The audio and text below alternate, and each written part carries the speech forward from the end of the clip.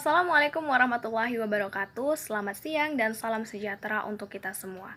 Perkenalkan, nama saya Evi Puspitasari. Saya adalah mahasiswa semester 1 Universitas Asahan dengan NIM 22031192. Saya dari kelas 1D Manajemen dan tujuan saya di sini adalah untuk mempresentasikan tugas bahasa Indonesia mengenai kalimat dalam berbahasa Indonesia. Kalimat adalah sesuatu hal yang umum yang sering kita gunakan untuk berkomunikasi, baik dalam wujud lisan maupun tulisan di dalam kehidupan sehari-hari. Nah, jika kita ingin menggunakan bahasa yang baik, maka gunakanlah kalimat yang benar. Jika kita ingin menggunakan kalimat yang benar, kita harus betul-betul memahami apa pengertian kalimat, unsur-unsur penyusun kalimat, jenis-jenis kalimat, dan bagaimana caranya kita menggunakan kalimat yang efektif. Nah, dalam video ini akan ada 5 poin pembahasan. Yang pertama yaitu pengertian kalimat, kemudian yang kedua unsur-unsur penyusun kalimat, kemudian yang ketiga jenis-jenis kalimat berdasarkan struktur gramatikalnya, yang keempat jenis-jenis kalimat berdasarkan fungsinya, dan yang kelima adalah kalimat efektif. Langsung saja kita simak video pembahasannya berikut ini. Baik, langsung saja ke pembahasan yang pertama, yaitu pengertian kalimat. Kalimat adalah gabungan dari dua kata atau lebih yang menghasilkan pengertian dan intonasi akhir dalam wujud lisan maupun tulisan untuk mengungkapkan suatu pikiran yang utuh. Kalimat dapat dibedakan lagi berdasarkan jenis dan juga fungsinya. Contoh, kalimat lengkap, kalimat tidak lengkap, kalimat perintah, kalimat pasif, kalimat majemuk, dan lain sebagainya. Nah, itu adalah pembahasan yang pertama, yaitu pengertian kalimat. Selanjutnya pembahasan yang kedua, yaitu unsur-unsur penyusun kalimat. Gabungan kata dapat dianggap sebagai kalimat apabila memiliki unsur-unsur penyusun kalimat. Unsur-unsur penyusun kalimat diantaranya 4 unsur inti dan 1 unsur bukan inti. 4 unsur inti diantaranya adalah subjek, predikat, objek, pelengkap, dan 1 unsur bukan inti yaitu keterangan. Saya akan bahas satu persatu. Subjek. Subjek adalah unsur yang berfungsi untuk menunjukkan pelaku pada sebuah kalimat. Subjek biasa disebut sebagai unsur inti atau unsur pokok yang biasanya berupa kata-kata benda dan biasanya terletak sebelum unsur predikat. Nah, kemudian unsur yang kedua yaitu predikat. Predikat adalah unsur yang berfungsi untuk menerangkan atau menjelaskan sesuatu yang dilakukan subjek pada sebuah kalimat. Predikat biasa menggunakan kata benda, frasa numeral, frasa preposisi, kata kerja, frasa kata kerja, kata sifat maupun kata sifat. Contoh predikat yaitu John, pengusaha. John adalah subjek, kemudian pengusaha adalah kata benda. Inilah contoh kalimat predikat. Kemudian unsur yang ketiga yaitu objek. Objek adalah bagian dari kalimat yang melengkapi kata kerja. Objek dapat berupa kata benda maupun kata benda. Bagian kalimat ini terletak setelah predikat berimbuhan i, kan, dan me. Contoh kalimatnya, John memasukkan bajunya. John adalah subjek, kemudian memasukkan adalah predikat dengan imbuhan me dan kan, kemudian objek adalah bajunya. Nah, yang terakhir adalah pelengkap. Unsur inti yang terakhir adalah pelengkap. Pelengkap ini sering disama-samakan dengan objek. Padahal pada dasarnya kedua unsur tersebut berbeda. Karena pelengkap tidak dapat menjadi subjek ketika kalimat dipasifkan. Pelengkap mengikuti predikat yang berimbuhan ber, ter, beran, berkan, dan kata-kata khusus seperti merupakan, berdasarkan, dan menjadi. Contoh kalimatnya, John merupakan warga negara Indonesia. Nah, kemudian satu unsur bukan inti, yaitu keterangan. Keterangan adalah bagian kalimat yang berfungsi untuk membatasi atau meluaskan makna pada sebuah subjek maupun predikat. Contohnya, setiap hari Minggu, John berwisata kuliner. Artinya, hanya setiap hari Minggu John berwisata kuliner. Nah, terjadi pembatasan dan perluasan makna pada sebuah subjek dan predikat. Nah, saya akan beritahu ada dua ciri keterangan. Yang pertama yaitu keterangan dapat dipindahkan di awal, tengah, dan akhir kalimat. Kemudian ciri yang kedua, keterangan dapat berupa keterangan tambahan, keterangan pewatas, maupun keterangan aposisi. Nah, itulah tadi pembahasan kedua mengenai unsur-unsur penyusunan kalimat. Selanjutnya pembahasan yang ketiga yaitu jenis-jenis kalimat berdasarkan struktur gramatikalnya. Menurut KBBI, Kamus Besar Bahasa Indonesia, gramatikal artinya tata bahasa. Nah, menurut strukturnya, kalimat bahasa Indonesia terdiri dari dua jenis. Yang pertama, kalimat tunggal atau simpleks, dan yang kedua adalah kalimat majemuk atau kompleks. Nah, gagasan yang tunggal dinyatakan dalam kalimat tunggal, sedangkan gagasan yang bersegi-segi dinyatakan dalam kalimat majemuk. Saya akan bahas jenis kalimat yang pertama, yaitu kalimat tunggal atau simpleks. Kalimat tunggal atau simpleks adalah kalimat yang terdiri atas satu pola atau satu klausa. Pola kalimatnya dibentuk oleh subjek dan predikat. Namun, ada yang lebih lengkap lagi dengan subjek, predikat, objek, pelengkap, dan juga keterangan. Berdasarkan kata penghubung yang digunakan, berdasarkan bentuk predikat yang digunakan, kalimat tunggal terbagi lagi menjadi 3 macam, yaitu yang pertama, kalimat nominal, kalimat yang predikatnya berupa kata benda. Kemudian yang kedua, kalimat verbal, kalimat yang predikatnya berupa kata kerja. Kemudian yang ketiga adalah kalimat adjektifal atau statif, kalimat yang predikatnya berupa kata sifat. Nah, contoh-contoh kalimat tunggal ada banyak. Contoh sederhananya yaitu adik bermain, kakak belajar, ibu memasak. Tinggal disesuaikan saja termasuk ke dalam jenis kalimat tunggal nominal, verbal, ataupun statif. Kalimat yang kedua adalah kalimat majemuk atau kompleks. Kalimat majemuk adalah kalimat yang terdiri atas dua klausa utama atau lebih yang dapat berdiri sendiri sebagai suatu kalimat yang utuh.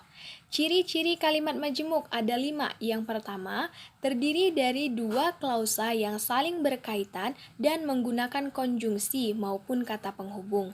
Kemudian yang kedua, penggabungan kalimat. Penggabungan pada kalimat berikutnya harus menghasilkan arti dan kalimat yang baru.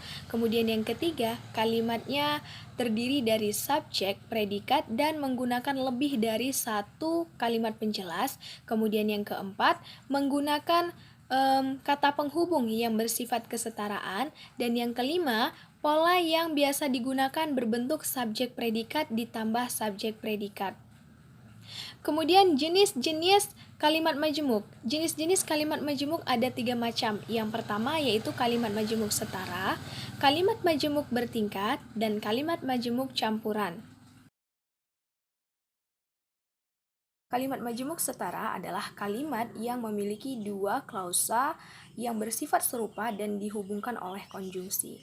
Kedua klausa tersebut bersifat koordinatif, artinya berasal dari klausa yang dapat berdiri sendiri jika kata penghubungnya dihilangkan. Nah, berdasarkan kata penghubung yang digunakan, kalimat majemuk setara terbagi menjadi 3 macam. Yang pertama yaitu kalimat majemuk penjumlahan, kemudian yang kedua kalimat majemuk pemilihan, dan yang ketiga adalah kalimat majemuk pertentangan. Kalimat majemuk penjumlahan adalah kalimat majemuk yang ditandai dengan penggunaan konjungsi dan, kemudian, dan sejenisnya. Nah, saya ambil contoh konjungsi dan. Bentuk kalimatnya seperti ini. Budi sedang belajar matematika dan Sinta sedang belajar bahasa Indonesia. Nah, jika konjungsinya kita hilangkan, kita masih dapat memahami arti dari kalimat tersebut. Bahwasanya Budi sedang belajar matematika, Sinta sedang belajar bahasa Indonesia. Nah, selanjutnya jenis kalimat majemuk setara yang kedua yaitu kalimat majemuk pemilihan. Kalimat majemuk pemilihan ditandai dengan penggunaan konjungsi atau. Contoh kalimatnya, saya tidak tahu dia pergi atau tidak. Nah, kemudian jenis kalimat majemuk setara yang ketiga yaitu kalimat majemuk pertentangan. Kalimat majemuk yang ditandai dengan penggunaan konjungsi, sedangkan, tetapi, melainkan, dan sejenisnya. Saya ambil contoh konjungsi tetapi. Bentuk kalimatnya seperti ini. Siska suka roti rasa coklat, tetapi Adi tidak suka roti rasa coklat. Nah, itulah tadi mengenai pembahasan mengenai kalimat majemuk setara. Nah, selanjutnya jenis kalimat majemuk yang kedua yaitu kalimat majemuk bertingkat. Kalimat majemuk bertingkat adalah kalimat yang terdiri atas dua klausa atau lebih yang tidak sejajar.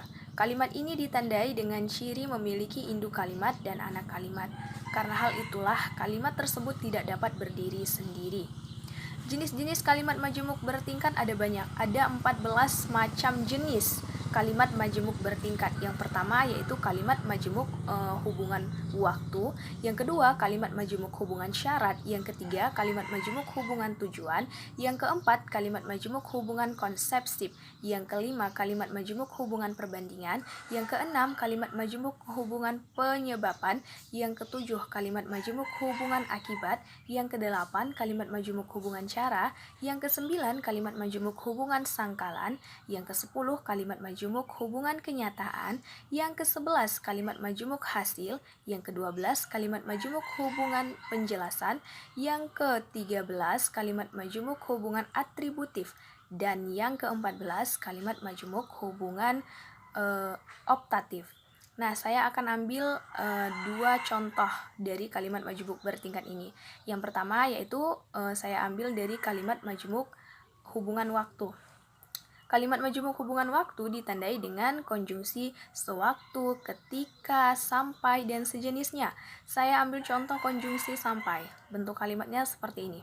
Sukma menjaga adiknya sampai ibunya pulang bekerja. Nah, konjungsi yang digunakan adalah sampai.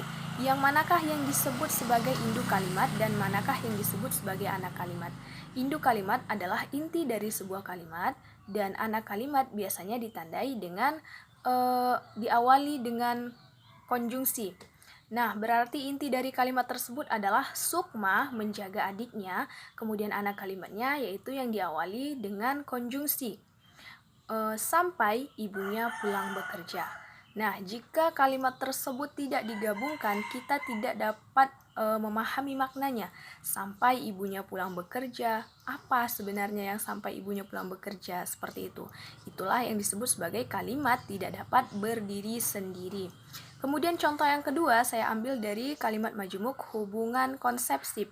Kalimat majemuk hubungan konsepsif ditandai dengan konjungsi walaupun, biarpun, sekalipun, meskipun, dan sejenisnya. Saya ambil contoh konjungsinya walaupun. Nah, bentuk kalimatnya seperti ini. Walaupun hatinya sangat sedih, dia tak pernah menangis di hadapanku. Nah, yang manakah yang disebut sebagai induk kalimat? Induk kalimatnya ini terletak di belakang dan anak kalimatnya terletak di awal kalimat. Karena konjungsi yang digunakan berada di awal.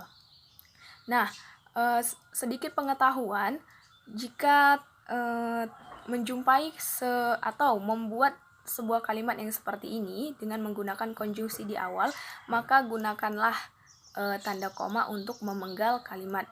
Jadi seperti ini, walaupun hatinya sangat sedih, koma, dia tak pernah menangis di hadapanku. Seperti itu, berbeda dengan contoh yang pertama tadi ya. Nah, berikut ini saya akan beri penjabaran mengenai 14 macam jenis kalimat majemuk bertingkat. Simak videonya berikut ini.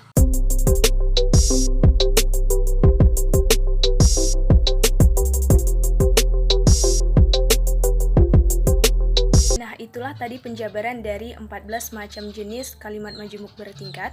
Kemudian sekarang jenis ketiga dari kalimat majemuk yaitu kalimat majemuk campuran. Kalimat majemuk campuran adalah penggabungan dari kalimat majemuk setara dan kalimat majemuk bertingkat. Kalimat ini harus memiliki sekurang-kurangnya terdiri dari 3 kalimat tunggal. Contoh kalimatnya yaitu Bapak dosen memberi kami tugas bahasa Indonesia ketika pertemuan pertama dan harus dikumpulkan sebelum pertemuan ketiga. Nah, di dalam kalimat tersebut digunakan 2 konjungsi, yaitu konjungsi ketika dan konjungsi dan.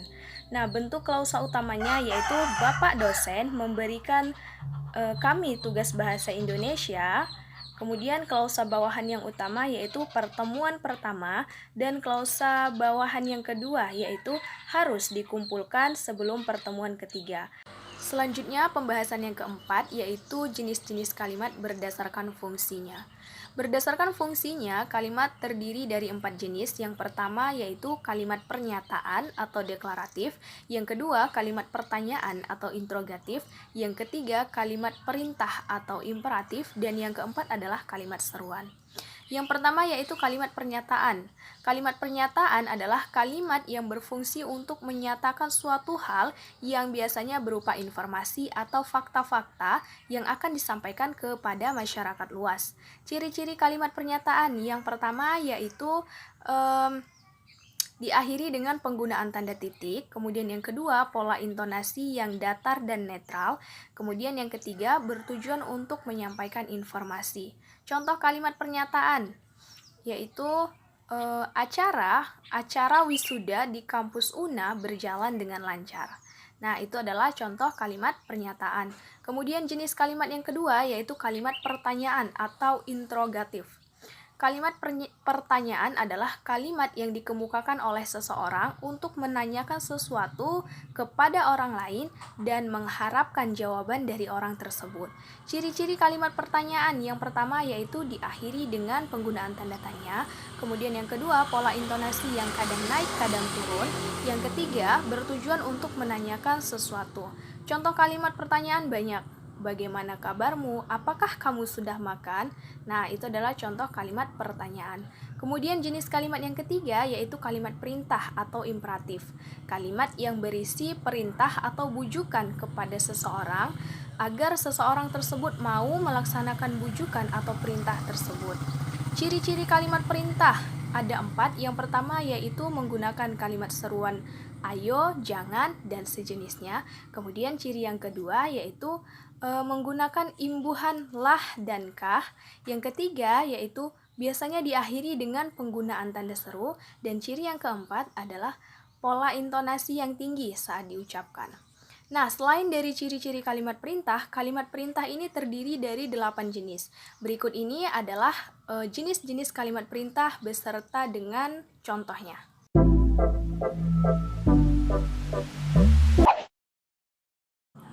Selanjutnya, pembahasan yang terakhir adalah kalimat efektif. Kalimat efektif adalah kalimat yang digunakan untuk menyampaikan gagasan sesuai dengan yang diharapkan oleh penulis atau pembicara. Suatu kalimat dapat disebut sebagai kalimat efektif apabila penerima pesan dapat menyampaikan gagasan, perasaan, maupun pesan sesuai dengan yang diharapkan oleh pemberi pesan. Contoh gambaran umumnya seperti ini. Sinta memberikan pesan kepada Adit. Kemudian Adit akan menyampaikan pesan tersebut kepada orang lain. Nah, pesan yang akan disampaikan Adit tersebut harus berdasarkan sesuai dengan yang diharapkan oleh Sinta. Contoh dan ciri-ciri kalimat efektif. Ciri-ciri kalimat efektif ada 6. Yang pertama yaitu memiliki struktur yang sepadan, yang kedua yaitu hemat kata, yang ketiga memiliki bentuk paralel atau sejajar, yang keempat pencermatan penalaran, yang kelima kelogisan bahasa, dan yang keenam adalah menggunakan ejaan baku. Ciri yang pertama yaitu memiliki struktur yang sepadan. Artinya, suatu kalimat efektif wajib memenuhi unsur SPOK, minimal terdiri dari subjek dan predikat. Kemudian ciri yang kedua yaitu hemat kata. Artinya begini, tidak perlu menggunakan banyak kata, frasa, maupun bentuk lain yang tidak perlu. Contoh kalimatnya, Agung rajin olahraga agar supaya sehat. Nah, itu adalah contoh kalimat tidak efektif. Bagaimana contoh kalimat efektifnya? Agung rajin olahraga agar sehat. Cukup sampai di situ saja, tidak banyak menggunakan kata dan frasa. Kemudian ciri yang ketiga yaitu memiliki bentuk paralel atau sejajar. Maksudnya seperti ini, jika bentuk kalimat pertama berupa kata benda, maka kalimat selanjutnya juga harus menggunakan bentuk kata benda. Contoh kalimatnya, nangka muda supaya masak sempurna harus dipotong tipis, dicuci, dan kemudian merebusnya sampai matang. Itu adalah contoh kalimat tidak efektif. Kenapa? Karena tidak adanya kesejajaran pada kata kerjanya. Nah, bagaimana mengubahnya menjadi kalimat yang efektif? Nangka muda supaya masak sempurna harus dipotong tipis, dicuci, dan direbus sampai matang. Nah, itu adalah contoh kalimat efektif ya, karena sudah adanya kesejajaran pada kata kerja yang digunakan. Kemudian ciri yang keempat yaitu pencermatan penalaran. Nah, pencermatan penalaran ini maksudnya dalam menyusun suatu kalimat efektif tidak diperbolehkan adanya makna ganda. Contohnya, mahasiswa perguruan tinggi yang terkenal itu mendapat hadiah. Nah, dengan kalimat tersebut akan muncul pertanyaan. Ada dua kemungkinan makna, mahasiswa perguruan tinggi dan mahasiswa yang terkenal. Nah, kalimat efektifnya seperti ini. Mahasiswa dari perguruan tinggi yang terkenal itu mendapat hadiah. Itu adalah contoh kalimat efektif. Kemudian ciri yang kelima yaitu kelogisan bahasa. Kelogisan bahasa dalam suatu kalimat dapat dipahami sebagai ide yang terdapat pada sebuah kalimat dan dapat diterima oleh akal ataupun dapat dipahami oleh akal. Contoh kalimatnya seperti ini. Waktu dan tempat kami persilahkan. Itu adalah contoh kalimat tidak efektif. Kenapa? Karena dengan kalimat tersebut akan muncul pertanyaan. Waktu dan tempat akan dipersilahkan untuk siapa? Nah, mengubahnya contoh kalimat efektifnya seperti ini. Contoh ya, kepada Bapak dosen, waktu dan tempat kami persilahkan. Nah, dengan kalimat tersebut tidak akan ada lagi pertanyaan yang muncul karena sudah dapat diterima oleh akal. Kemudian, ciri yang keenam yaitu penggunaan ejaan baku. Dalam menyusun suatu kalimat efektif harus mengacu pada pedoman umum ejaan bahasa Indonesia. Artinya dalam menulis sebuah kalimat efektif harus sesuai dengan kata-kata baku. Nah, contohnya, ayah membeli obat di apotik. Kita selalu menggunakan kata apotik, tapi sebenarnya apotik bukanlah kata baku. Nah, contoh kalimat efektifnya, ayah membeli obat di apotek. Seperti itu. Jadi, ketika menulis suatu kalimat efektif harus sesuai dengan pedoman umum ejaan bahasa Indonesia PUEBI. Nah, itulah tadi pembahasan terakhir mengenai kalimat efektif. Sekaligus menutup presentasi saya pada kesempatan kali ini. Saya berharap kepada siapapun yang menonton video saya dapat menarik kesimpulan dan memahami penjelasan yang saya jelaskan dalam video ini. Namun tak ada kesalahan juga bagi saudara-saudara sekalian yang masih belum mengerti dan ingin bertanya, silahkan tulis pertanyaannya di kolom komentar. Insya Allah dengan segala kesempatan dan segala kemampuan, saya akan berusaha untuk menjawabnya. Jadi bagi saya cukup sekianlah presentasi makalah bahasa Indonesia saya mengenai kalimat dalam berbahasa Indonesia. Apabila ada kesalahan, kurang lebihnya saya mohon maaf. Billahi taufiq wal hidayah. Wassalamualaikum warahmatullahi wabarakatuh.